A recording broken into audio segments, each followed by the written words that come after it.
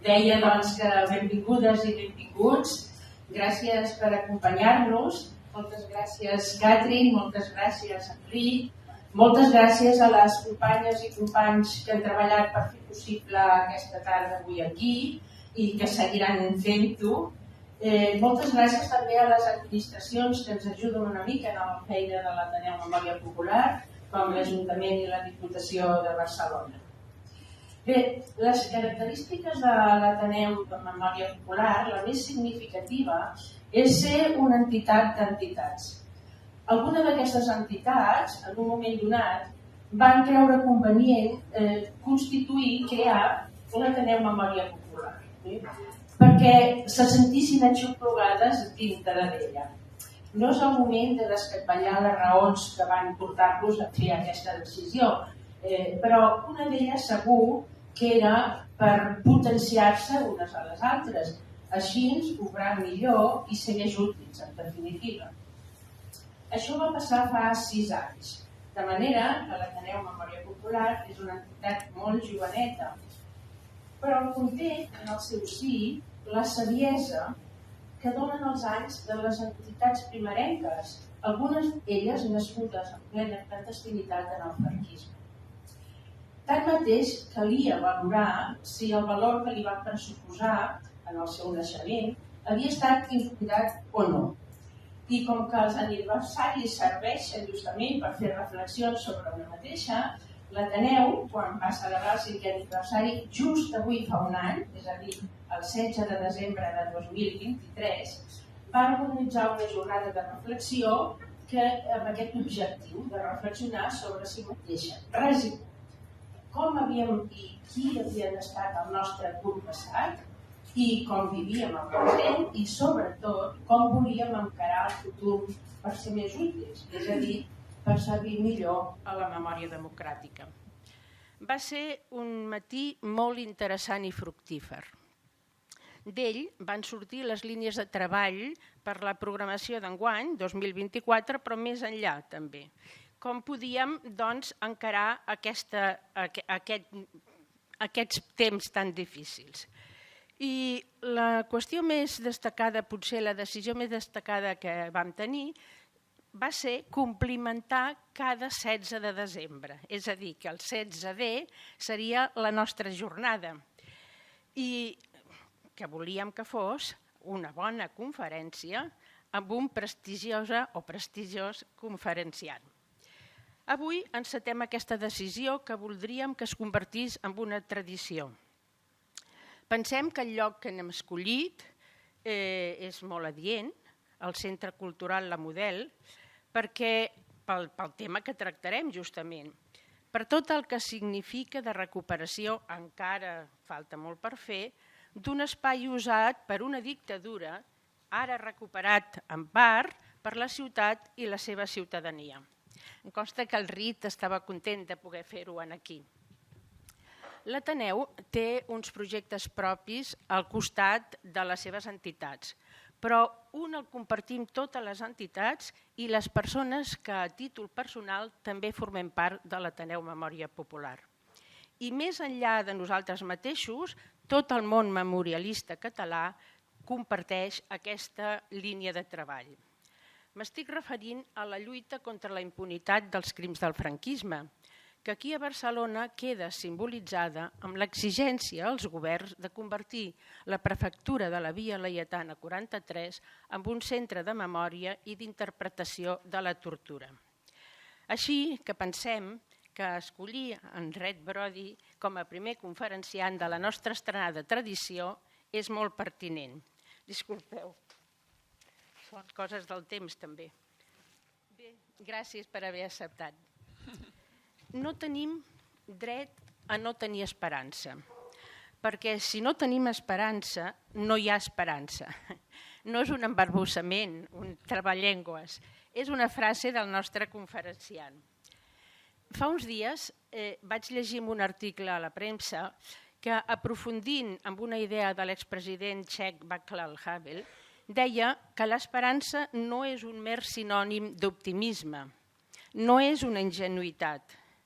No consisteix a creure que les coses acabaran sortint bé tant sí com no, sinó que simplement té sentit fer-les, dur-les a terme d'una determinada manera i no d'una altra. L'esperança, per tant, com una determinació. Diria que és l'actitud de les persones i les entitats de l'Ateneu Memòria Popular. Però com es pot plantejar una actitud esperançada, tot contemplant la situació actual del món on estem vivint? Bé, també ens sembla apropiat, necessari, diria, escoltar una persona que ens pugui ajudar a respondre a aquesta pregunta. Comencem. Com heu vist en les invitacions que heu rebut, avui aquesta mesa la portarà la Catherine Golden Potsgraf, és doctora en arquitecta, urbanista, investigadora urbana que fa servir la memòria a través de fonts orals i, a més, és vocal de la Junta de l'Ateneu Memòria Popular. Li deixo amb ella la paraula. Ella serà la que gestionarà tot el que ens falta de la tarda, presentarà el nostre conferenciant i portarà tots els debats que sigui pertinent per fer-ho després quan acabeu ells de la seva feina. Moltes gràcies i endavant, Catherine.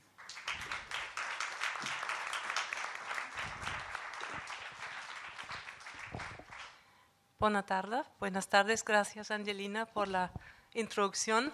De hecho, es una noche que hemos preparado durante un buen tiempo, ¿no? Y parece mentira que ahora estamos finalmente aquí, nos hemos ido encontrando, hemos ido conversando sobre cómo, sobre en qué lugar y cómo, cuándo lo haríamos ese 16 de diciembre. Y es un placer muy especial tener aquí a Reed Brody con nosotros esta noche y a todos ustedes que después seguramente también podrán entrar en el debate y en hacer preguntas y entrar en una conversación con nuestro prestigioso invitado, que ahora quiero presentar brevemente. Bueno, Reed Brody es abogado estadounidense, quien se dedica a ayudar a víctimas de atrocidades que luchan por la justicia. Su trabajo en el caso del exdictador de Chad, Hissène Habré, quien fue condenado por crímenes contra la humanidad en Senegal, y en los casos de Augusto Pinochet de Chile y Jean-Claude Duvalier de Haití, ha sido presentado en 5 documentales. Actualmente trabaja con las víctimas del exdictador de Gambia, Yahya Jammeh, asesora jurídicamente a grupos palestinos y es miembro del Grupo de Expertos en Derechos Humanos sobre Nicaragua de la ONU. Durante 20 años, Reed Brody fue consejero jurídico y portavoz de Human Rights Watch. Es autor de 4 informes de Human Rights Watch sobre el maltrato de prisioneros en los Estados Unidos durante la llamada Guerra contra el Terror. Brody también encabezó equipos de la ONU que investigaban las matanzas en la República Democrática del Congo y observaban los derechos humanos en El Salvador. En 1985, su informe sobre las atrocidades de la contra nicaragüense bajo el paraguas del gobierno de Ronald Reagan fue clave en la condena de los Estados Unidos por la Corte Internacional de Justicia. Brody es un firme defensor del potencial de la justicia internacional para defender los derechos de las víctimas y acabar con la impunidad de los más poderosos. Y también, y esto también nos interesa especialmente esta noche, es especialmente crítico con los mecanismos internacionales.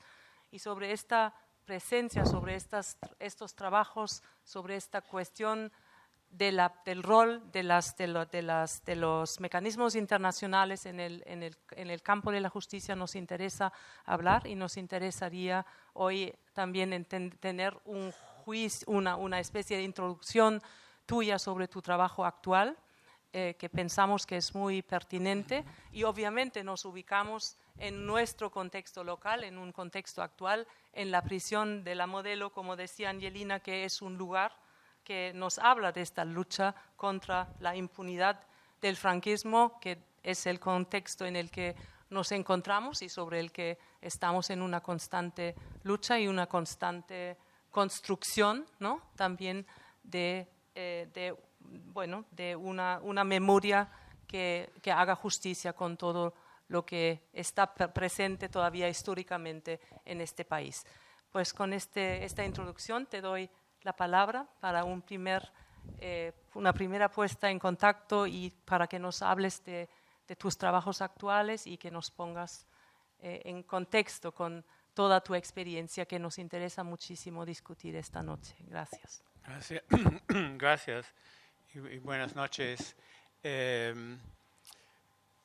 Angelina citó el presidente Václav Havel hablando de la esperanza y eso me trae a colación una citación de un escritor checo, Milan Kundera, sobre la memoria, que dice que la lucha del hombre contra el poder es la lucha de la memoria contra el olvido.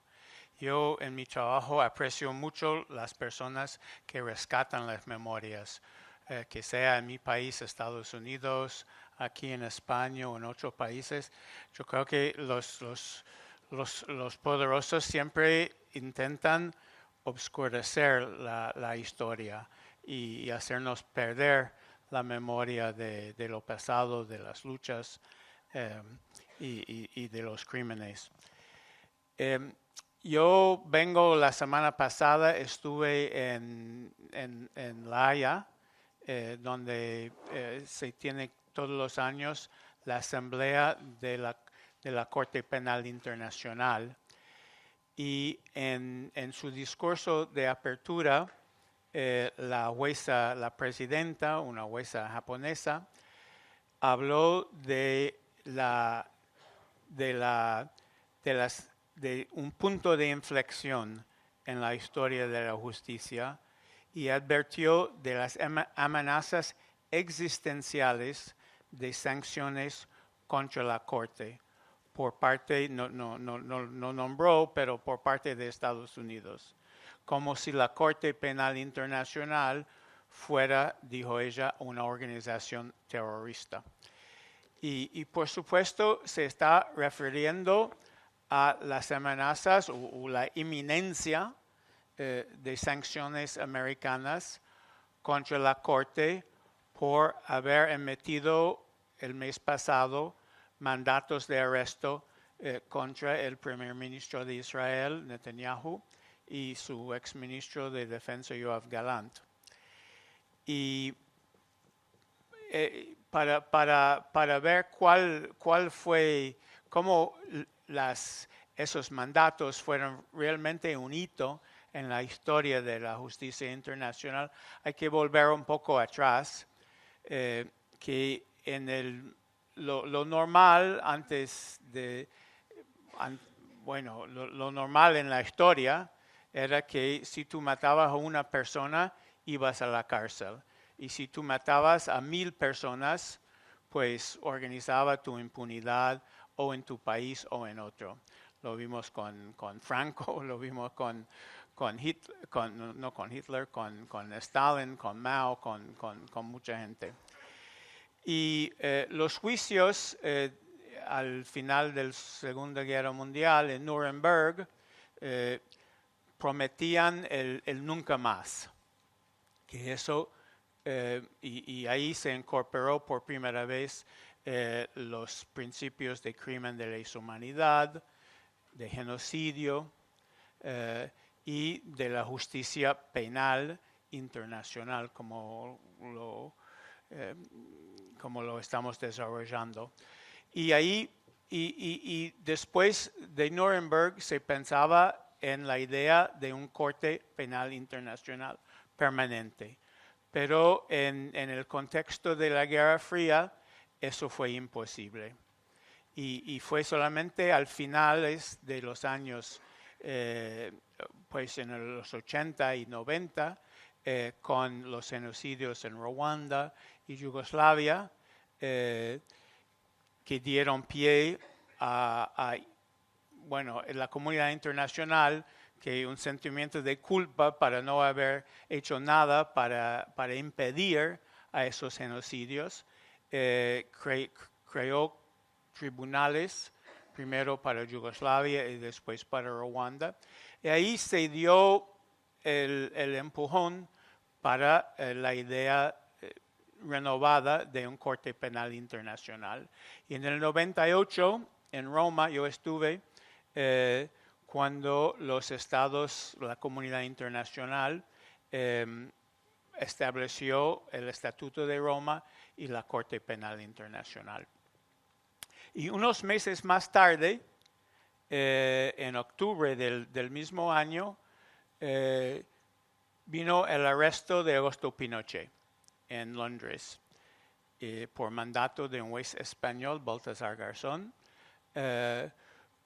por crímenes cometidos en Chile 25 años antes. Y yo también participé por Human Rights Watch, coordiné nuestra intervención. Y cuando la Cámara de los Lores, porque Pinochet dijo que tenía inmunidad y apeló su arrestación, su arresto, alegando su inmunidad. Y cuando la Cámara de los Lores dijo que no tenía inmunidad, que podía ser, a pesar de ser ex jefe de Estado, podía ser arrestado, extraditado universalmente por el principio de la jurisdicción universal. Nosotros, las ONGs, los activistas, veíamos que teníamos un instrumento en la jurisdicción universal para llevar a la justicia personas que perecían fuera de la justicia. Entonces, este año 98 fue el año fundador de la justicia internacional moderna. Por una parte, por el tribunal, la Corte Penal Internacional, y por otro, la jurisdicción universal. Y también habían tribunales regionales híbridos ad hoc, por ejemplo, para los Khmer Rouge en Camboya, para Charles Taylor en Liberia y Sierra Leone. Y ahí, eso es un poco el ecosistema que tenemos del derecho penal internacional. Y hemos logrado mucho. Yo, como dijiste, Caterina, participé durante 20 años en la lucha de las víctimas chadianas para juzgar y finalmente condenar al exdictador de Chad, Hissène Habré, Charles Taylor, que cité, y en muchos países también a nivel nacional hay como en América Latina, en realidad, el grito que lanzó la Audiencia Nacional aquí en España, en el caso de Pinochet, sirvió para derrumbar muros de impunidad a través de América Latina y permitió que se desbloqueara situaciones como Argentina, Chile, Guatemala, Perú, y desembocó a procedimientos nacionales de justicia. Pues el problema con todo eso ha sido el doble rasero, los dobles estándares, que hasta este año los instrumentos de la justicia internacional casi siempre se habían invocado para enemigos derrotados, como en Nuremberg o en Tokio. O sea, el tribunal de Nuremberg solamente juzgó a los alemanes, no juzgó los aliados por el bombardeo de Alemania, etc. Y el tribunal de Tokio, que juzgó a justo títere los japoneses por sus crímenes de guerra, por la esclavitud sexual y todo eso, no juzgó a los americanos por Hiroshima y Nagasaki. O sea que era la justicia de los vencedores. Pero eso también lo vimos en la utilización de la jurisdicción universal. O sea, aquí en España, por ejemplo, las leyes de jurisdicción universal fueron de uso muy valiente en casos sobre Argentina, sobre El Salvador. Aquí se condenó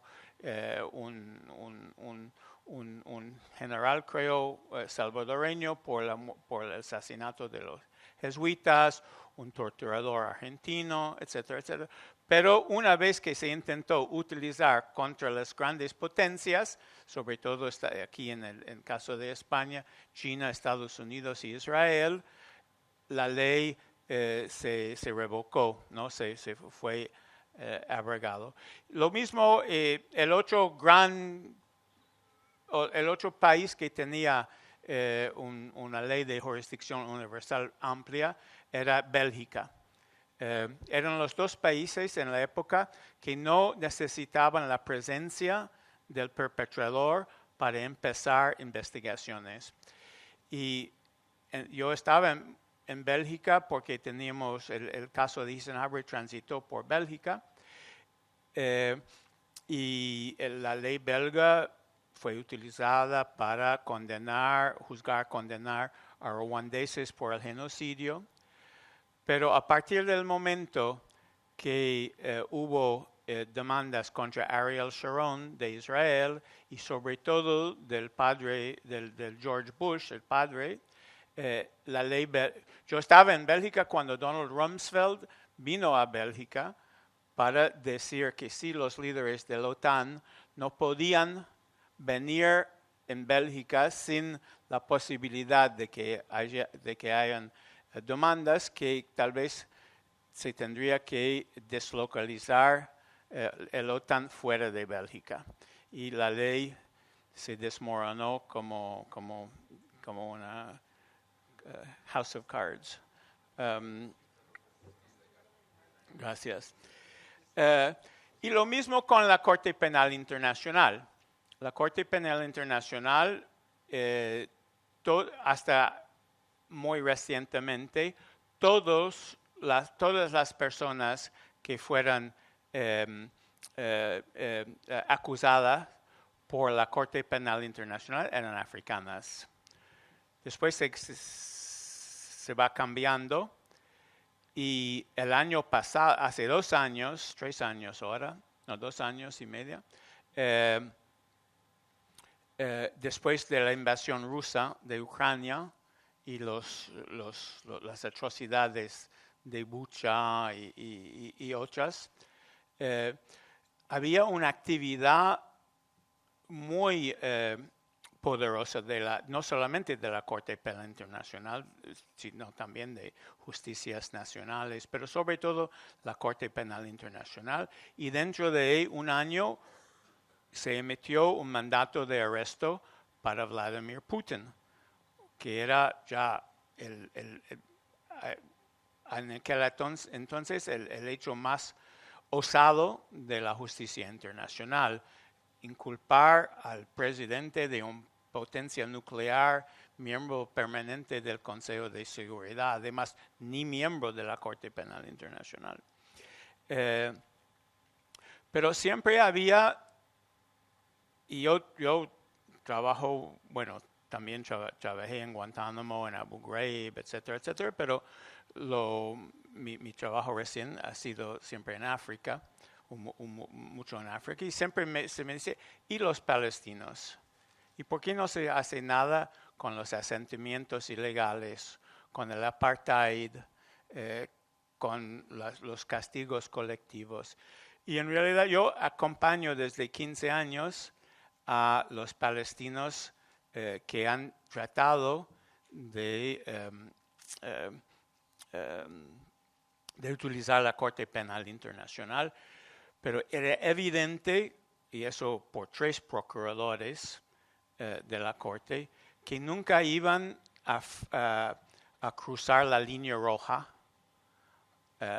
y pedir mandatos contra líderes israelíes.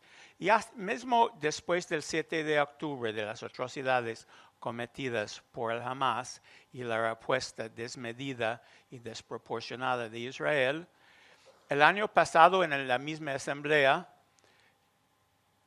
preguntábamos al procurador y yo tenía la impresión de que no, ese procurador actual, que es un británico muy inteligente, muy político, elegido con el respaldo de su país, Reino Unido, y de Estados Unidos, que no es ni miembro de la Corte, que él nunca iba a dar ese paso. Y yo creo, y tuvimos, y nos equivocamos. Y yo creo que este animal político, que es el procurador, vio que era insostenible no hacer nada.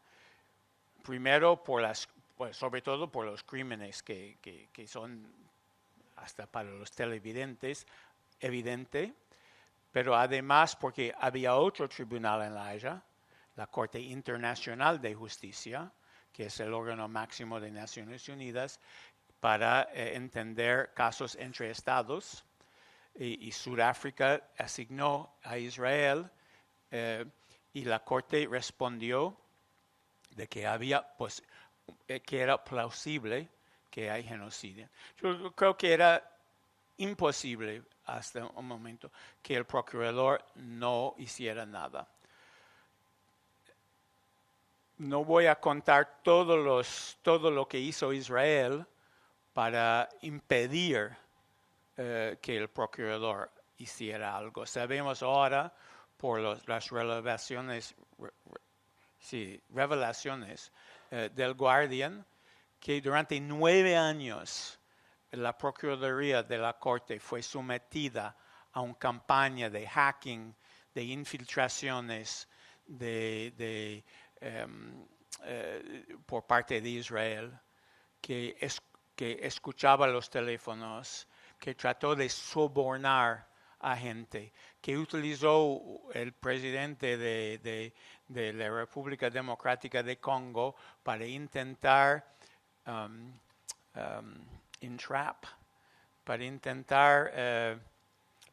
hacer una trampa para la Procuradora. Pero, sin embargo, se emitió los mandatos o se pidió los mandatos y después de 6 meses, que normalmente cuando el procurador de la Corte Penal Internacional pide un mandato, eso viene en cuestión de semanas. Y después, durante 6 meses, no sabíamos qué iba pasando, por qué no venía. Y 2 de los 3 jueces que tenían que estatuar sobre la petición del procurador se retiraron. Entonces, solo imaginamos las presiones que venían sobre los jueces y sobre sus países. Pero finalmente, el 21 de noviembre, los 3 jueces, por unanimidad, aceptaron la petición del procurador y emitieron el mandato. Y ahí viene entonces la respuesta de los Estados Unidos y las palabras de la presidenta fueron adecuadas porque yo estaba, como dije, en la sede de la Corte Penal Internacional, en pánico de la gente, porque están esperando de que cuando Trump llegue el 20 de enero, que habrá sanciones contra todos los individuos que trabajan en la Corte. O sea, que no van a poder utilizar cuentas bancarias en Estados Unidos, viajar a Estados Unidos, pero además podría, que no sabemos cuáles serán las sanciones, pero podrían, por ejemplo, sancionar a compañías que hacen negocios, o sea, a Microsoft. Si sancionan a Microsoft, la Corte no tiene cómo hacer su trabajo. Y están realmente entonces hay en este momento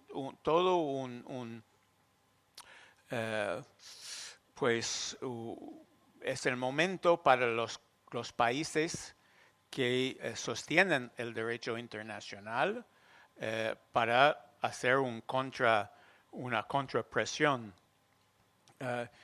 Sabemos pero es muy interesante lo que está pasando en país tras país. Por ejemplo, entonces ahora Benjamin Netanyahu está un fugitivo, igual Vladimir Putin. Un país como Francia, por ejemplo, Francia dijo que si Benjamin Netanyahu venía en Francia, que él podría prevalecer de inmunidades. Que es bueno, hay un argumento jurídico que no voy a exponer aquí, pero basta decir que es el opuesto de lo que dijeron para Vladimir Putin.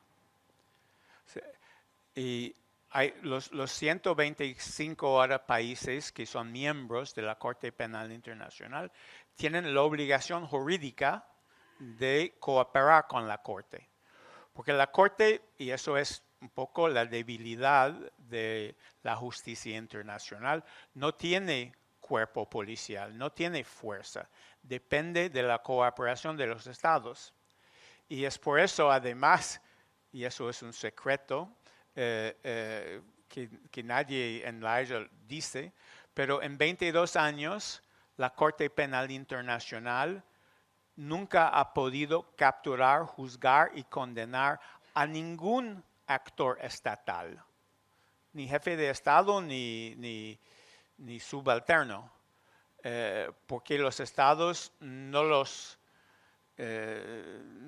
entregan a la Corte. Los únicos condenados por la Corte Penal Internacional son 5 rebeldes africanos. Ahora, yo no estoy en contra de la Corte, tiene que existir. Gracias a la Corte que tenemos muchas cosas. El juicio Hissenhabre fue el fruto de presión de la Corte Penal Internacional sobre la Unión Africana, que los juicios en Colombia son un poco parte de ese juego. Ahora está haciendo presión sobre Venezuela para hacer justicia. Pero lo cierto es que depende de la cooperación de los estados. Y si los estados amigos de Israel no cooperan, pues ya vemos entonces que el doble rasero que antes se situaba en la institución de la Corte Penal Internacional y las instituciones de justicia internacional, ahora se traslada y se sitúa a nivel de los países que no van tal vez, en realidad, para ser justo, la Unión Europea y la mayoría de los países han dicho claramente que aun cuando no están de acuerdo con los mandatos contra Netanyahu, que cumplirán con su deber jurídico pero es sobre todo la cuestión ahora que está inminente de las sanciones americanas. Y el procurador nos dijo en un reunión privado, dijo que se preguntó si morirá la Corte Penal Internacional entre los escombros de Gaza o renacerá de ellos. O sea, que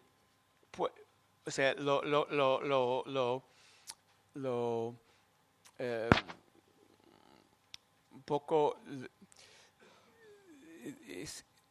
en otras palabras, es la decisión del Corte Penal Internacional de demostrar que puede ser imparcial va a ser la muerte de la justicia internacional o lo salvará.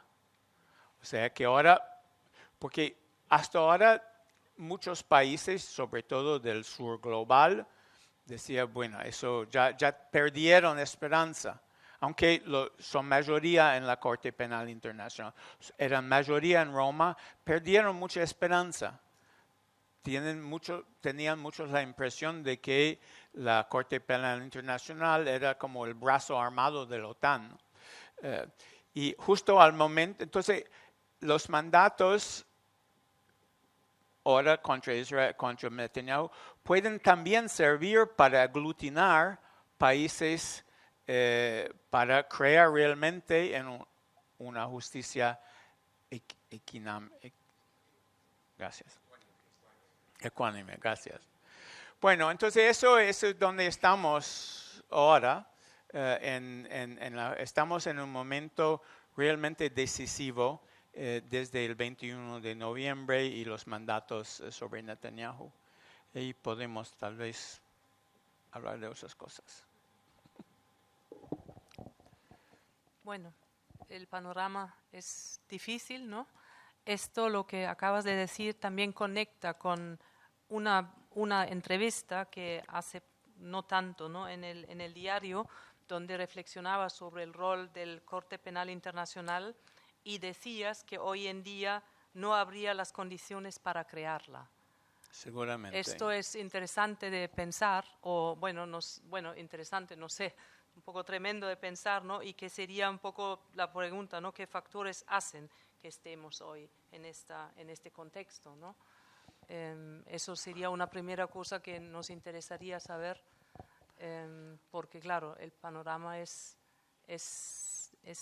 difícil, ¿no? Bueno, es lo mismo. Tengo un buen amigo en Ginebra que es el embajador de Colombia, que tiene la idea de organizar una conferencia mundial de derechos humanos, como han habido dos. Yo estuve en la segunda en el 92 y nosotros estamos tratando de frenarlo porque no solamente no habría una Corte Penal Internacional, yo creo que no habría la Declaración Universal de Derechos Humanos. Es por la prevalencia de gobiernos reaccionarios en el mundo. Y eso de los derechos humanos es un ideal, pero es una lucha, es una victoria de los pueblos. O sea, ningún gobierno, yo siempre me pregunto, ¿por qué un gobierno firma un tratado que les obliga? Sobre todo los tratados, bueno, hay tratados que no son, que no se ponen en práctica, pero también hay tratados y hay partes de tratados que facultan a gente justamente de hacer peticiones o de llevarles a la Corte Internacional de Justicia. Siempre, y es realmente, los países lo hacen porque están obligados por por su población o por su imagen internacional de hacerlo. Pero hoy en día, bueno, la mitad yo no veo. O sea, bueno, había un momento hace 5 o 6 años cuando toda la Unión Africana iba a salir de la Corte Penal Internacional. Porque como yo decía, y eso era también muy hipócrita, porque en realidad los casos en África, bueno, primero todos los casos en África eran merecidos, pero eran los países africanos que pedían que la Corte Penal Internacional viniera a juzgar a sus rebeldes, porque no tenían la posibilidad de hacerlo ellos. Después el Consejo de Seguridad pidió que se investigara el caso de Libia y el caso de Sudán, que dos países africanos. Pero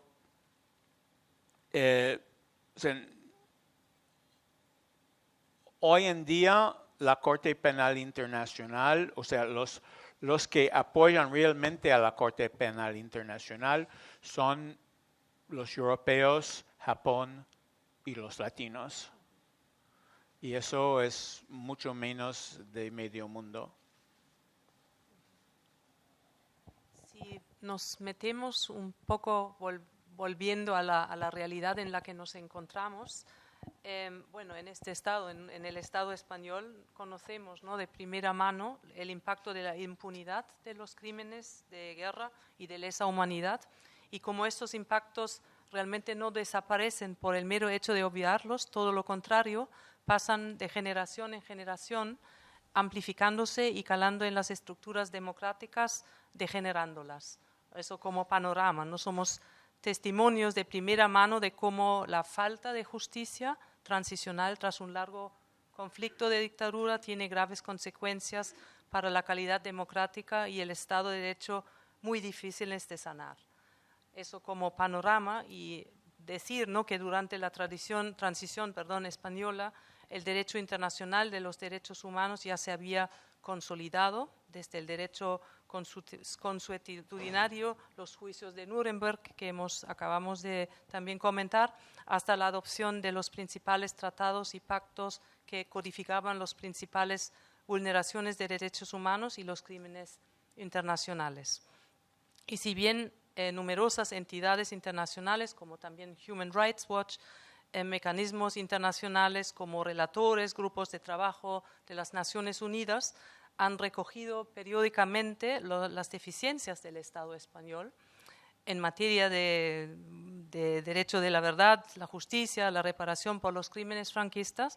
Las víctimas siguen aún reclamando, y en eso estamos también, ¿no? Y aquí hay mucha también representación de estos grupos, siguen reclamando justicia tanto en tribunales internos sin respuesta, en la querella argentina, y ante tribunales internacionales sin que hayan obtenido el amparo necesario. Entonces, estas mismas estructuras del derecho penal internacional, que de momento aquí nos siguen fallando de alguna manera y que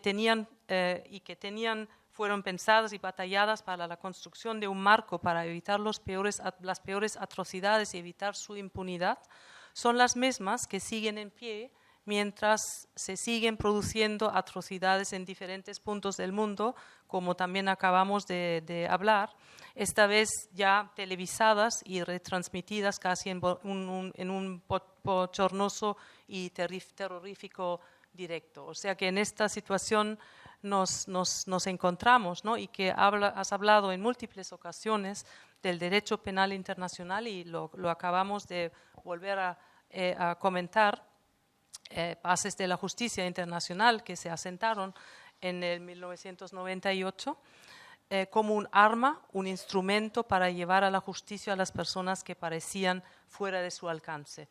O sea, esto como contexto, ¿no? Y ahí también la cuestión, de alguna manera, en el caso de España, o en el país donde nos encontramos y en las situaciones donde nos encontramos, pensar o preguntarte si crees que los instrumentos del derecho penal se pueden utilizar o usar estratégicamente para lograr juzgar a aquellos responsables de crímenes internacionales, crímenes en general, con poder, y qué estrategias han funcionado hasta el día de hoy.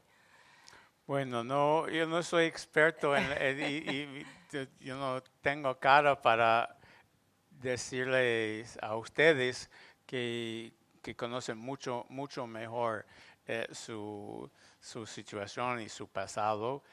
Yo siempre, es claro que es una anomalía. Yo me acuerdo, yo conocí el juez Garzón lo conocí en Londres durante las audiencias en el caso Pinochet, y cuando él fue apartado de la judicatura, participé en manifestaciones que justamente era una ironía que el mismo juez que hizo tanto, como decía antes, para que hubiera justicia y verdad en América Latina, cuando trató de hacer lo mismo en su país, como si las víctimas del franquismo no tenían el mismo derecho que las víctimas del pinochetismo. Yo también fui observador en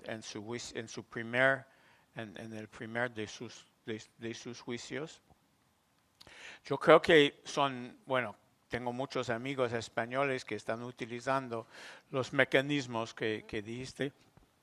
Perdón. Ahora ya no es cuestión de la justicia penal, propiamente dicho, porque la justicia penal opera sobre personas, sobre acusados. Y ya casi no hay. Es más un trabajo de memoria y bueno, ustedes conocen mucho mejor que yo las leyes de memoria histórica que fueron adoptadas, ampliadas, reducidas, que no creo que me toca. Solamente que es un trabajo que todos los países, yo creo, mira, eso lo vimos, o sea, el resultado fue justamente la revocación de Garzón por parte del Poder Judicial que quedaba en manos de los franquistas y los heredores del franquismo. O sea que es claro que sin una ruptura es mucho más difícil avanzar hacia una democracia plena. Quizás quisiera hacer otra pregunta antes de después pasar también la voz, el micrófono a algunas personas aquí presentes. Simplemente esta cuestión de la impunidad, ¿no? Que también siempre aquí siempre nos interpela. La impunidad que se sostiene en la negación del derecho internacional y de los derechos humanos, a pesar del marco jurídico claro y de numerosos informes y mecanismos internacionales que existen. ¿Tú crees que la comunidad internacional es consciente de esta situación en el caso de España? Y si es consciente, ¿qué hace que no consigamos cambiar ese paradigma?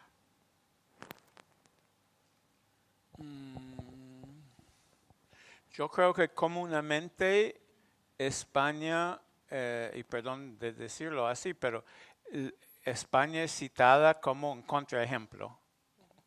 Un ejemplo donde había una transición sin justicia y una transición exitosa, pero sin justicia. Y eso es un poco la idea global, no digo entre expertos. Bueno, si no son expertos no tienen idea de lo que pasó en España, pero gente que no va más allá, dice, bueno, España, ¿cómo no se puede haber una transición sin justicia? En España sí hubo, etcétera, etcétera. Y yo creo que ahí se tiene que explicar que no, que hay, bueno, que la memoria, que justamente el Poder Judicial quedó en manos de los franquistas, que hay más fosas comunes en España que en ningún otro país del mundo fuera de Camboya, que no se puede, que un juez que intenta, para mí eso, la idea de que a un juez, imagina que en Sri Lanka un juez intenta abrir fosas comunes y por eso es demitido de sus funciones. O sea, sería un escándalo internacional. Pero aquí, bueno, en realidad eso también viene un poco del doble rasero. O sea, que a un país democrático occidental se le permite cosas que a un país del sur global no se les permite. O sea, como dice, bueno, senadores americanos cuando se quejan de los mandatos contra Netanyahu, dicen, no, pero la Corte Penal Internacional no está ahí para países democráticos, está ahí para países, lo dicen abiertamente. O sea, como si fuera una democracia occidental no puede cometer abusos contra los derechos humanos. Bien, creo que es un buen momento para pasar las palabras al público. Aquí tenemos a múltiples personas que pueden hacer muy buenas preguntas. En la primera fila veo, por ejemplo, a Sonia Olivella. Saludes, que es miembro también de nuestro Ateneu, de la vocal, ¿no? Y es además coordinadora de derechos humanos en Iridia. Me gustaría, Sonia, si me has comentado que te gustaría hacer alguna pregunta en concreto, que también hemos ido pensando preguntas conjuntamente antes del encuentro de hoy, así que te paso la palabra, Sonia. Súper. ¿Se escucha bien? Sí. Muchas gracias, Catherine, por toda la conversación que has dinamizado, especialmente también gracias a Reed Brody. Es un absoluto placer teneros aquí conversando. Tendría centenares de preguntas. Voy a hacer una, porque creo que habrá otras muy interesantes. Y de todo lo que ha ido comentando, ¿no? Sí me quedaba con la parte, al final como abogada, que llevamos pues, las querellas del franquismo aquí en el Estado español desde hace décadas. Se han presentado más de 100 querellas sin que se haya hecho una investigación efectiva.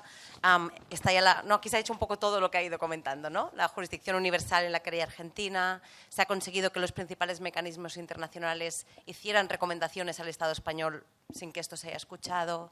Están llegando ya querellas, ¿no? Que se han esgotado las vías internas a tribunales europeos, al Tribunal Europeo, instancias internacionales, sin demasiada buena respuesta tampoco. Y sí que partía como de este contexto, ¿no? Un poco de desamparo de las víctimas, que aún están vivas, y por lo tanto perpetradores aún están vivos también. Pero esta sensación de que se acaba el tiempo, ¿no? Y que se lleva décadas luchando. Primero una transición para conseguir una democracia, después en los años siguientes conseguir leyes de memoria, en los años siguientes conseguir justicia, y que cuesta tanto, ¿no? Pero más allá de este contexto aquí, me gusta conectarlo con el contexto internacional, ¿no? Y un poco esta sensación de la conversación que teníais de, bueno, es que ahora no habría un tratado, ¿no? De derechos humanos, y esto es realmente preocupante. Y claro, aquí como abogados, y creo que en este caso también corresponde como preguntarle, como abogados, pero también un poco como activistas, ¿no? O casi como políticos, ¿no? Por la incidencia política que se hace, ¿cuál es nuestro deber? Que es, vale, poner querellas, ¿no? Hacer argumentos jurídicos, pero claramente es insuficiente. Cuando en la Corte Penal Internacional hay injerencias políticas del nivel que ha comentado aquí, o casi injerencias delictivas, ¿no? Por parte de Estados, o todos los pasillos y el politiqueo que hay en los tribunales, que usted conoce también, ¿no? Entonces, un poco hemos perdido la batalla del relato de los derechos humanos. Esta es un poco mi pregunta, ¿no? ¿Qué tenemos que hacer, aparte de argumentos jurídicos, para volver a ganar esta batalla dialéctica casi de la defensa de los derechos humanos, de volver a darle la importancia? Porque al final los Estados, usted ha dicho, se rinden o a los ciudadanos o a la imagen pública. Pero si a nadie de estos dos actores les importan ya los derechos humanos, ¿en qué estamos fallando, ¿no? A nivel más dialéctico? Muy buena pregunta. Yo diría, bueno, primero yo creo que nunca hay que rendir. Sí. Yo creo que, como me citó Caterina, tenemos que tener esperanza. Es un momento muy difícil. Yo estuve en mi país, Estados Unidos, durante las elecciones, haciendo la puerta a puerta por mi candidata, bueno, no diría mi candidata favorita, pero por lo menos la candidata que quería que ganara. Y vivimos un momento muy difícil generalmente. Yo creo que los derechos humanos, pero la respuesta es un poco en el mismo sentido de que por qué Kamala perdió frente a Donald Trump. Es que estamos perdiendo la batalla del relato.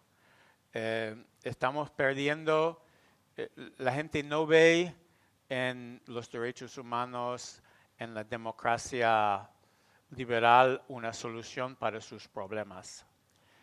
Y veo que vea los derechos humanos como pues, una cosa por ahí. O sea, no ven que los derechos humanos son el derecho a la educación, el derecho a la salud, el derecho a mejorar su vida cotidiana. Y ven, yo creo, mucho como una cosa ahí idealista en el aire para aquellos que leen los periódicos y así. Yo creo que eso tenemos que ver dónde perdimos. O sea, yo veía ahora, tú me estabas mostrando ahí estábamos en la exposición. Y había un cuadro que mostraba la proveniencia de los presos. Y una gran parte era de la clase obrera. Eso hoy en día no sería así. Los presos serían nosotros.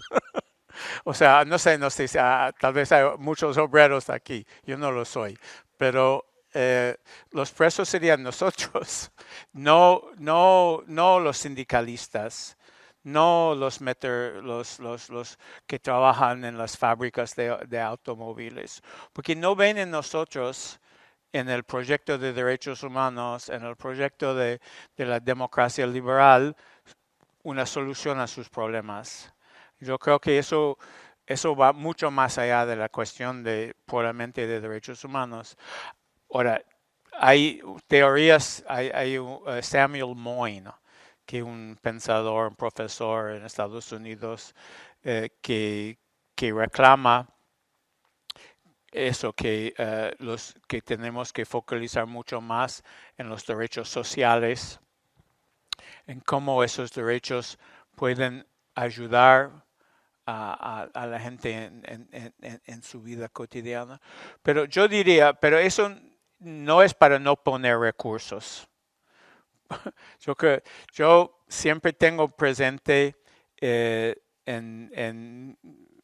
un contexto un poco distinto, pero en el caso Pinochet, en Londres, un miembro de nuestro equipo era un abogado chileno, Roberto Garretón, que había sido director jurídico de la Vicaría de la Solidaridad bajo Pinochet. Y él me decía, Reed, ¿sabe cuántos habeas corpus yo había interpuesto durante Roberto, ¿cuánto? 1495. ¿Y cuántos prosperaron? No, 0. Y me preguntaba, ¿por qué estoy haciendo eso? Y ahora, 25 años después, con Pinochet detenido aquí en Londres, yo entiendo por qué lo hice. Y eso siempre va conmigo, ese pensamiento. Ahora, yo creo que somos así, tenemos que actuar, tenemos que poner recursos, tenemos que reclamar el derecho, pero tenemos también que estar atento a, como tú dices, el relato y cómo ese relato ayuda a las personas fuera.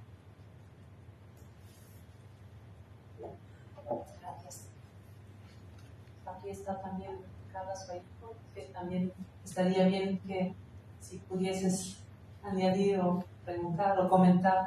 Carlos Vallejo, el presidente de la Asociación de Expresos Políticos y una persona importante también en el sentido de hacer una querella contra los crímenes de lesa humanidad, las torturas. Así que, Carlos, si tienes la palabra. Sí, ante los retos de la justicia universal, de la Corte Penal, los genocidios uno se empequeñece y parece que lo suyo pues, es una anécdota en este mar de retos que estamos ante los riesgos de la nueva presidencia Trump, pues en fin. Pero bueno, a nosotros, a mi generación, no nos mueve tanto la esperanza, sino el optimismo de la voluntad. Esta es nuestra manera de ser, porque creemos en el activismo, que ha sido lo que nos ha marcado generacionalmente y es lo que nos ha marcado también nuestras biografías. Entonces tú seguramente estarías en la lista aquí también de la cárcel por defensor de los derechos humanos, como estuvieron muchos hasta curas o intelectuales o profesionales por defendernos a nosotros y por implicarse en la lucha por los derechos humanos. Bien, yo aquí quizás tendría que hablar como cliente de mis abogados, porque tuve la osadía compartida de presentar una querella por delitos de lesa humanidad. No tanto por una reparación personal. No nos mueve la reparación personal. Nos mueve ese relato, esa labor de memoria, y creemos que eso es lo más importante. Más allá incluso de los resultados. Y no lo digo porque no salga, O sea, lo digo porque creo que es una parte más de nuestro activismo y de nuestra lucha desde la vertiente jurídica, sabiendo que era muy complicado. Pero bueno, hemos avanzado y hay que ver las partes positivas. Hemos conseguido una ley de memoria democrática con unas fiscalías de derechos humanos y memoria que nos apoyan en nuestras querellas por primera vez desde que se han creado. Con lo cual hay un cierto avance, pero bueno, hay el bloqueo continuo de la interpretación, por ejemplo, en el caso español, de la ley de amnistía. Y por lo tanto, todo delito anterior a la ley de amnistía, pues está amnistiado. Y esta es nuestra lucha permanente, pero nosotros nos basamos en que son delitos imprescriptibles y, como ha dicho Sonia, los perpetradores, si nosotros estamos vivos, ellos también habrán algunos vivos y por lo tanto habrá que investigar. Pero bien, yo lo que te quería no preguntar, sino compartir como preocupación es que se nos cierran las puertas a nivel estatal, a nivel nacional. Estamos incluso preocupados porque teníamos la ilusión de, ante una nueva composición del Tribunal Constitucional, pudiera superar por la vía del Tribunal Constitucional, pero se nos han vuelto a cerrar esas vías. Entonces, vemos la jurisdicción o la salida al ámbito internacional o Tribunal de Justicia Europeo con una cierta inseguridad. Y yo me pregunto sobre la utilidad. ¿Cómo lo ves? Si nos resulta útil seguir adelante cuando se cierran las puertas a nivel nacional para continuar. Yo estoy convencido que toda lucha es útil, ¿no? Toda lucha es útil. Pero bueno, era una pregunta que lanzaba porque no sabía qué preguntarte. Gracias, Rea. No, yo creo que toda lucha es útil y marca espacio y en cualquier... Bueno, ahora mira, la lucha que describía en torno a la Corte Penal Internacional va a morir por haber osado ser justo o va a renacer. Yo creo que... Y el procurador, que no es ningún idealista, es un animal político, pero digo, mira, hoy es la Corte Penal Internacional, mañana será la Corte Internacional de Justicia, después será el Tribunal Europeo de Derechos Humanos. O sea, hay que ganar espacio o lo vamos a perder. Entonces, que sea la Corte Constitucional, la Corte Suprema, tal corte, todos son espacios y si cedemos de antemano, ya como están haciendo en mi país ahora, mucha gente ante Trump. They are giving up in advance. Se rinden, they are acquiescing in advance. No, hay que luchar. Yo creo que yo creo que aquí todos somos de ese parecer, ¿no? Que tenemos que conquistar los espacios, pero tenemos que hacerlo inteligentemente y mostrar cómo la lucha para la memoria, cómo la lucha para la justicia es una lucha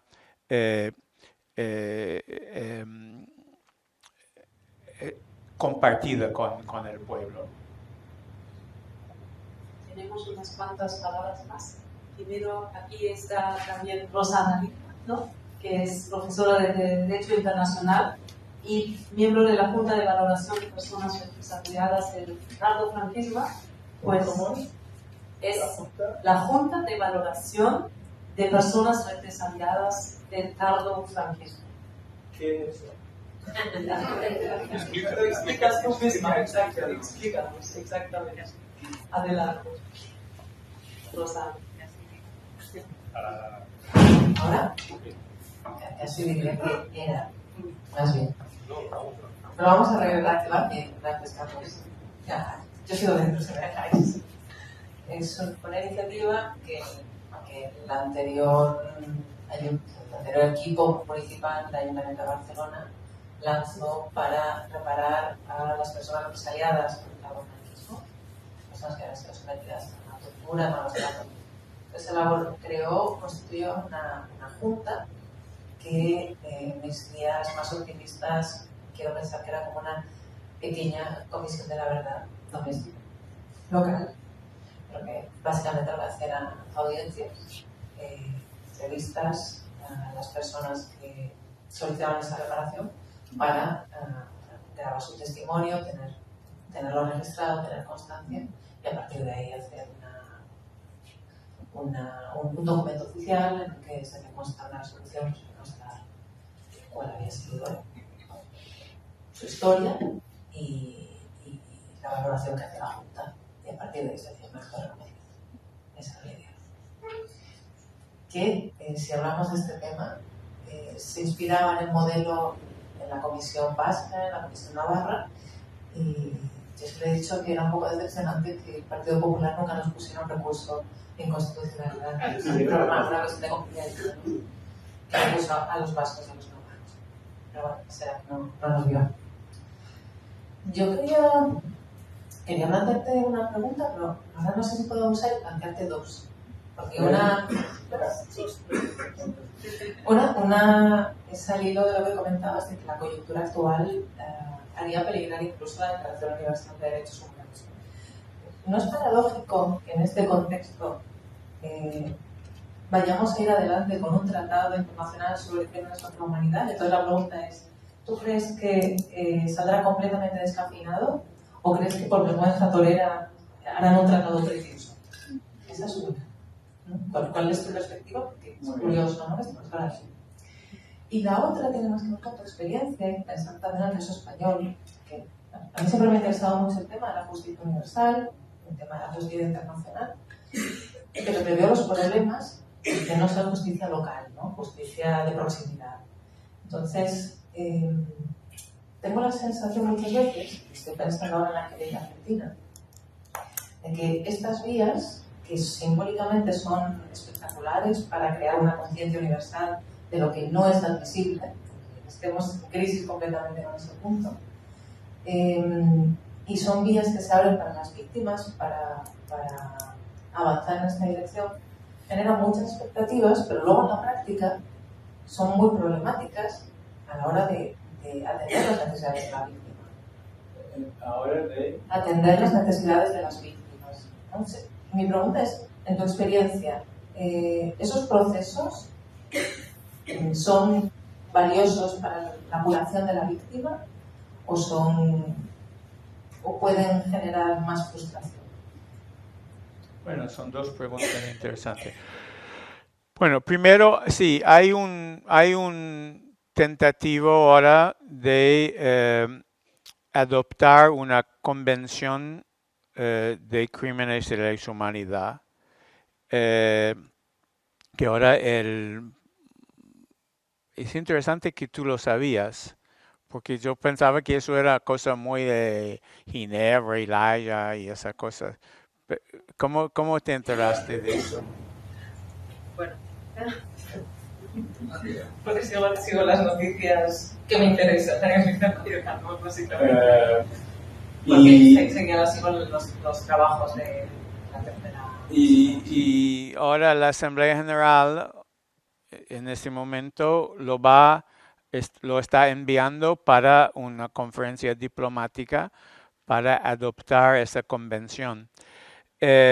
Sí, lo cierto es que habrán pocos, bueno, eso es un proceso que tiene delante 3 o 4 años más y seguramente saldrá una convención y seguramente habrá pocos países que lo ratificarán.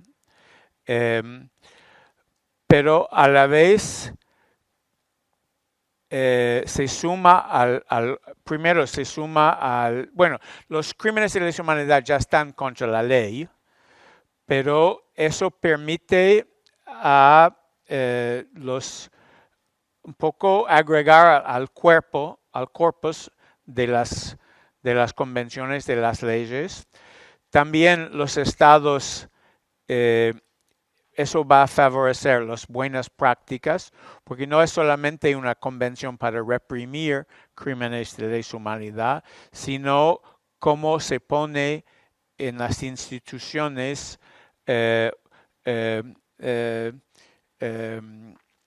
mecanismos para impedirse que se cometa. Entonces yo creo que no es una mala cosa, por lo menos, y yo creo que ayuda un poco a fortalecer el derecho internacional, porque si la Asamblea General lo apruebe, lo manda, entonces eso va a ayudar al derecho internacional constitucional, etcétera, etcétera. La segunda pregunta, que era muy buena, pero lo olvido un poco, era... El impacto, o en qué medida son beneficiosos para las víctimas. Mira, mi trabajo ha sido siempre con víctimas, o sea, siempre, en los últimos tiempos. Yo creo que el beneficio para las víctimas viene sobre todo cuando están protagonistas. O sea, no cuando, imagino que Carles, tú con tu abogado, que tú participas, tú hablas, eso te da es una forma de repararte, y reivindicar. Y eso ha sido mi experiencia, que no puedes ir ahí representando, o sea, cuando voy para una causa, voy no con todas las víctimas, eso es otra cuestión, pero primero, o sea, las posibilidades emancipatorias de los procesos, porque la búsqueda de la justicia ya es una forma de justicia. Y cuando las víctimas participan, eso les da una plataforma, le da un protagonismo, le da un sentido. Y también es mucho más eficaz. O sea, mis contextos son muy distintos. Pero yo cuando voy a hablar con un ministro de un país, es un poco entre privilegiados que estamos hablando y entre abogados y eso es muy como corbata. Pero cuando viene con la persona afectada, o sea, ahora estoy, por ejemplo, muy casualmente, bueno, no casualmente, yo defiendo el expresidente de Níger, que está en prisión en Níger después de un golpe de Estado. Y estoy tratando, y voy a Washington para hablar con congresistas, etcétera, etcétera. Pero voy con su hija, para que la hija le habla, y eso tiene otro impacto sobre la persona.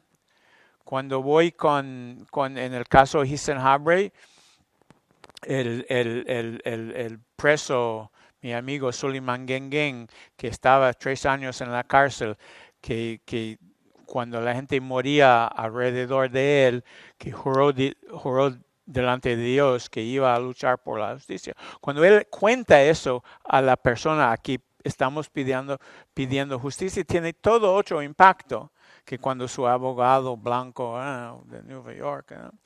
Entonces yo creo que es políticamente correcto, pero también más eficaz. Y también, sobre todo cuando son procesos de largo plazo, que no hay resultados inmediatos. Hay que darle cosas para sustentarle en la lucha. Pequeñas victorias. Hemos logrado tal cosa pequeña. Hemos podido convencer a tal grupo.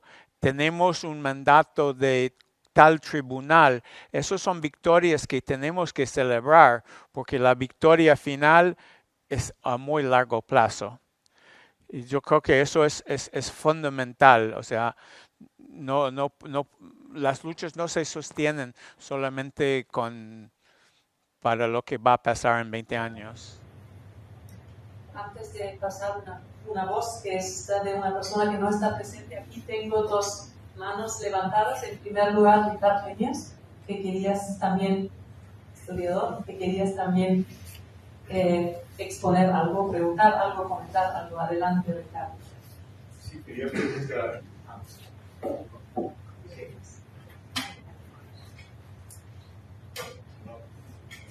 Sí, pero bueno.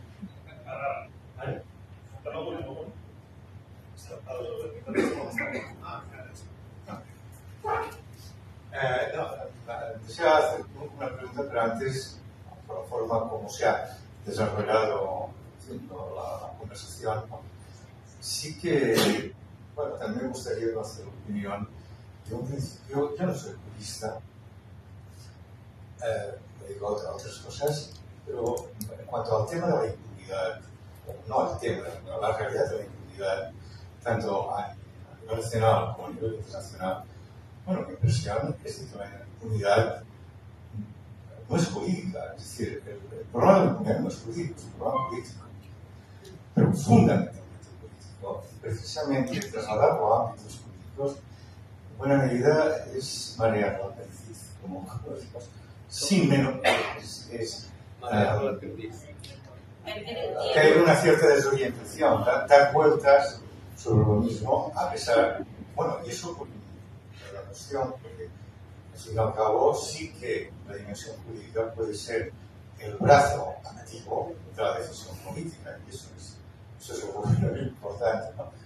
Pero claro, el Tribunal de la Haya, bueno, a mi modo de ver, no es más que la expresión de las Naciones Unidas y de lo que quieren las Naciones Unidas en su propio funcionamiento, que sea ese tribunal, es decir, que sea deliberativo, pero con muy poco ejecutivo o ejecutivo solamente en ámbitos que no afectan a los países importantes, exactamente como antes tú planteabas, ¿no? En el caso, bueno, sí, con el caso de Gaza, Netanyahu está la actitud del presidente francés, pero bueno, la actitud del presidente de Hungría creo que es peor, ¿no? El presidente de la Unión Europea pues dice, no, yo invito a esa persona que venga. Por lo tanto, claro, el relato del descrédito me parece que es una evidencia y es muy, muy preocupante los relatos políticos, y la política tiene la capacidad de decisión. Y ahí va la pregunta inicial que deseaba. Yo he seguido bastante cercanamente, cerca de la campaña norteamericana, de las últimas elecciones norteamericanas. Bueno, ya era previsible, ¿no? Todo lo que, no el resultado, me refiero a lo que sucedió a la última de la campaña, pero sí que ha habido un elemento que a mí, al menos, me ha parecido una novedad tremenda, porque además conecta también con las actitudes de determinados políticos europeos. Y es lo que planteó en un mensaje Musk, pero también el presidente de PayPal, que ahora no consigo recordar, pero bueno, es decir, dos personas del equipo Trump, que dos personas con poder económico y también político. Y es que planteaban literalmente, porque es una frase, de que probablemente libertad y democracia no sean compatibles. Que es lo mismo que dijo la presidenta de la Comunidad de Madrid, Ayuso, antes que y ese es un tema y es una reflexión, es un relato que está flotando en Europa. Libertad y democracia tal vez ya no sean compatibles. Entonces me gustaría un comentario a propósito de esta idea. Si la democracia y la libertad sean compatibles, depende de libertad para qué. Libertad para matar, libertad para injuriar, libertad para desinformar, depende creo que depende de qué libertad estamos hablando. Bueno, porque entiendo libertad en cuanto a principio de desregularización de todo. Bueno, eso ya libertad sin reglas. Ya volvemos Ese es el principio. al capitalismo salvaje y la... Bueno, vamos a hablar de la democracia.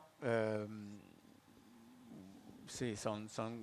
Bueno, mira, Bueno, para volver a tu pregunta, tu primera pregunta, ¿por qué la Corte Penal Internacional no hoy? Yo creo que la justicia nacional, la justicia internacional, no es un ámbito aquí. O sea, siempre son resultados, como decíamos, de la correlación de fuerzas, ¿no?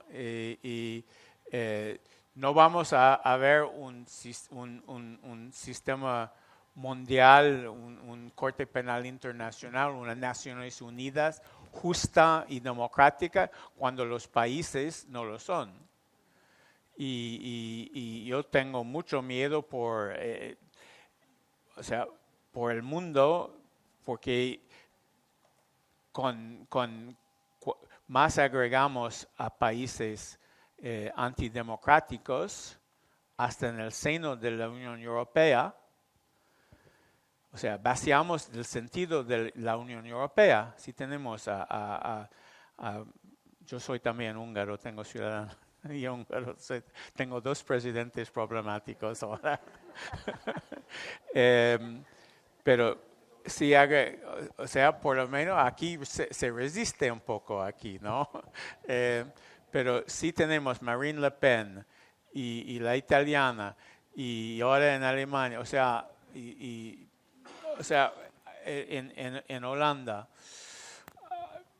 va a desmoronar la ideal de la Unión Europea, que la Unión Europea es el sustento democrático de la comunidad internacional.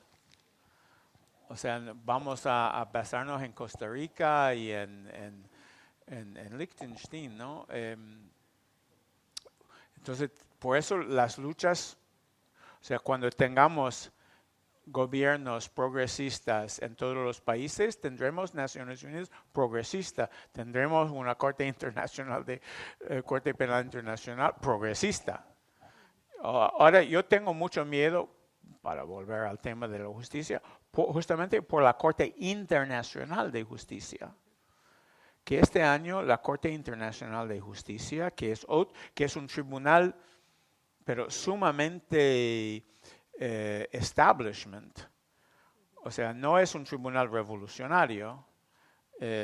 Los miembros, yo he ido varias veces a la Corte Internacional, son exministros de Exteriores, exministros de Justicia, y este año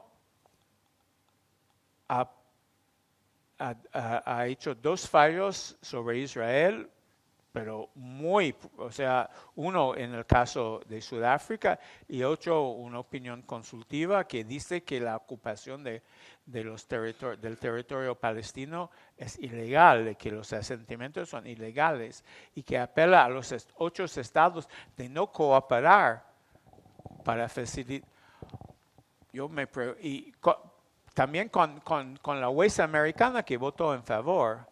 O sea, lo que va a pasar es que los países, cada vez que una institución va un poco mejor, los países y ahí empiezan a nominar y a elegir personas peores o para atacar sus potenciales. Y después tenemos otra institución a la que acudimos y después los malos lo descubren también. Y ahí lo vuelven a su lugar. Pero lo más sustentable es democracias nacionales para construir un orden democrático internacional. Tenemos 2 voces más, diría. Miro, Domènec, que estás por aquí, y por favor adelante, y después una lectura de un comentario de una cuestión también. Si te puedes presentar un poco. Sí. Exacto, que ustedes se han conocido antes en la exposición. Sí, hemos hecho una visita conjunta a la galería. No, yo quería añadirme al club de los que no vamos a deprimirnos, a pesar de que el escenario está muy complicado. Y pondré alguna nota que tiene que ver con esas pequeñas victorias que creo que tenemos que tener en cuenta para ayudar al relato. Hace 4 días que hicimos unas jornadas aquí en este mismo espacio para reivindicar espacios de memoria de la lucha contra la dictadura franquista que pueden ayudar efectivamente a explicar de dónde venimos, ¿no? Y recordábamos una cosa que me parece que de una paisana tuya de Estados Unidos, que decía que la esperanza debe ser una disciplina militante en los que queremos mejorar las cosas. Nosotros, yo creo que con esa referencia intentábamos cerrar la jornada. No, era únicamente para decir que en este problema del relato, cómo esta memoria enlaza con los anhelos de las nuevas generaciones que quieren efectivamente vivir en una sociedad sin tanta vulnerabilidad, que tengan derecho a una vivienda, que interpreten los derechos humanos como una componente de la democracia, y ahí es donde tenemos alguna dificultad. Pero para acabar, yo quería decir en esto de las pequeñas victorias que es importante que tengamos en cuenta, a pesar de todas las dificultades, que el Boletín Oficial del Estado, esto es importante, 25 de noviembre de 2024, cuando dice que abrirá un expediente para declarar lugar de memoria democrática la antigua prisión provincial de Murcia, en el argumentario se citan todos los crímenes perpetrados por el régimen. Y únicamente leeré una frase. Aparte del terror y la muerte, 20.000 consejos de guerra, provincia de Murcia, 771 fusilamientos. Los fusilados, muchos de ellos eran atados a una silla al no sostenerse de pie tras las palizas recibidas. Que esto esté registrado en el Boletín Oficial del Estado creo que es una gran victoria.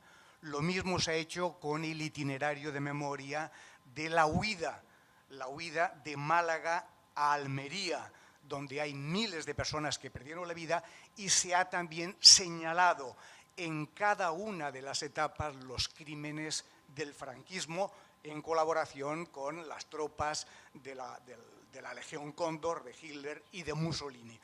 Bueno, yo me tengo que quedar con estas pequeñas victorias que nos hacen ver que, bueno, pues al final podemos seguir avanzando, únicamente por ahí. Muy bien. Gracias. Y no sé si yo diría que quizás con esta última intervención de Celia Carbonell, que se ha excusado, no, cerramos las intervenciones, que es un miembro de la coalición Pro Complicidad Am-Israel y que quería exponer, o no sé si es una pregunta, es un comentario, supongo que lo tiene Sonia. Sí, gracias, Catherine. Bueno, también cuando pensábamos, ¿no?, a quién invitar, aparte de todas las personas que estáis aquí, en el contexto actual, y de hecho así habéis empezado esta conversación, no incorporar la visión de las personas que desde Barcelona y desde todo el mundo están luchando, ¿no?, para visibilizar el genocidio, los crímenes que se están cometiendo actualmente en Gaza, ¿no? Pues aquí una de estas entidades es la Coalición para el Fin de la Complicidad con Israel, que han organizado las grandes movilizaciones que ha habido en Barcelona para denunciar todo esto, ¿no?, y que siguen trabajando activamente. Las invitamos, querían estar, pero por cuestiones de salud no han podido estar, pero sí que me han trasladado la pregunta. Creo que además, bueno, viene bien para cerrar el círculo de tu intervención. Ellas me han pedido que comente lo siguiente. Desde hace años que el pueblo palestino está luchando para utilizar todos los instrumentos disponibles para denunciar y romper la impunidad de Israel.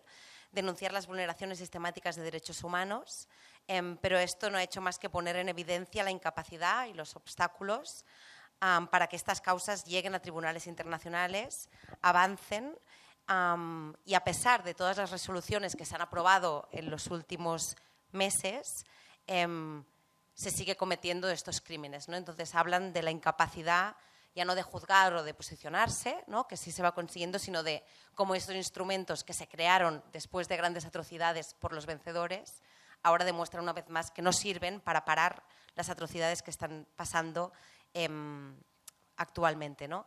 Han conseguido durante años que se hable de ocupación, que se hable de apartheid, que se hable de genocidio, pero la situación no para de empeorar. Se ve como en la Franja de Gaza y especialmente en el norte de Gaza se están llevando en procesos de limpiezas étnicas sin responsabilidad y sin que se puedan parar, ¿no? Se preguntan, si no somos capaces de parar a un Estado colonial que está bombardeando 4 países a la vez sin consecuencias, que está aniquilando un pueblo entero, ¿cómo se puede mantener este sistema internacional que creíamos capaz de pararlo, ¿no? Igual vinculándolo también con lo que habías dicho, ¿no? Y este comentario del fiscal, del procurador de la Corte Penal de o la Corte acabará en cenizas junto a Gaza o renacerá de ella. Igual aquí preguntarte, ¿no? Porque esto ya lo has comentado, ¿qué crees que pasará o cómo lo ves, ¿no? Bueno, es perfecto ocasión perfecta para volver al inicio.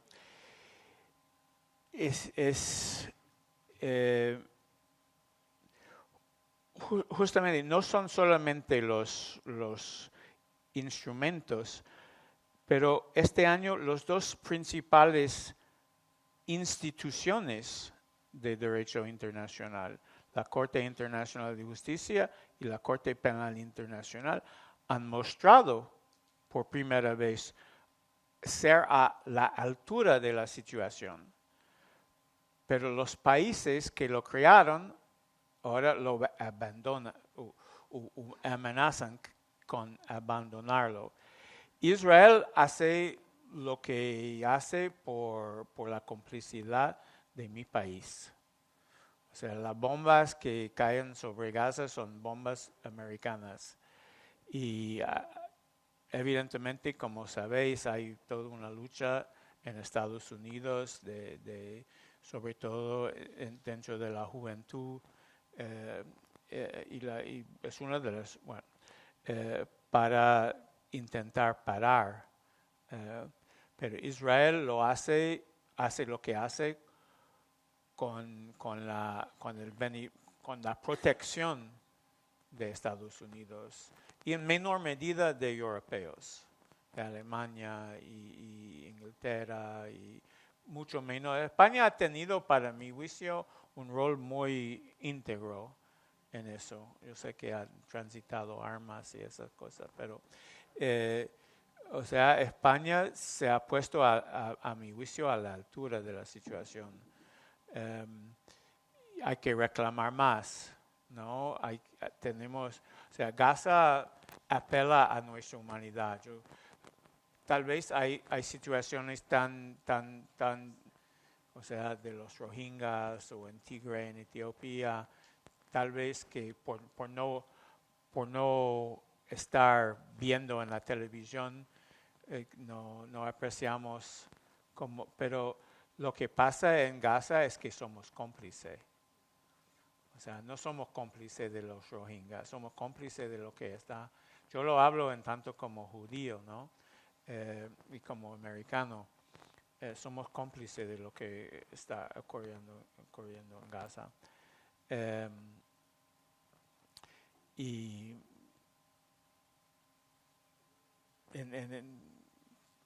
yo creo que tenemos que combatir y tenemos que yo creo que digo que España está a la altura, pero a mí me gustaría que hayan países que rompen, no solamente con Israel, pero con Estados Unidos.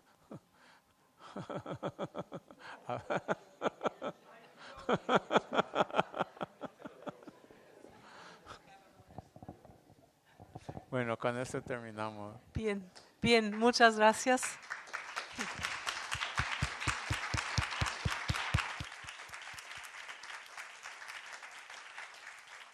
agradecerte mucho tu presencia, Reed, al público por las preguntas, por los comentarios que se han ido compartiendo. Y bueno, quedámonos quizás con la esperanza, ¿no? Con esta frase de que has dicho que cada lucha es útil, y en eso creo que también desde el Ateneo Memoria Popular nos sumaremos mucho a estas luchas útiles, y esperemos que ahora inauguremos un nuevo 7º año ya de existencia de nuestra institución, y te agradecemos nuevamente mucho tu sabiduría, tu compartir tus opiniones y tu experiencia tan interesante que conecta también los mundos y que nos hace ciudadanos del mundo. Muchísimas gracias.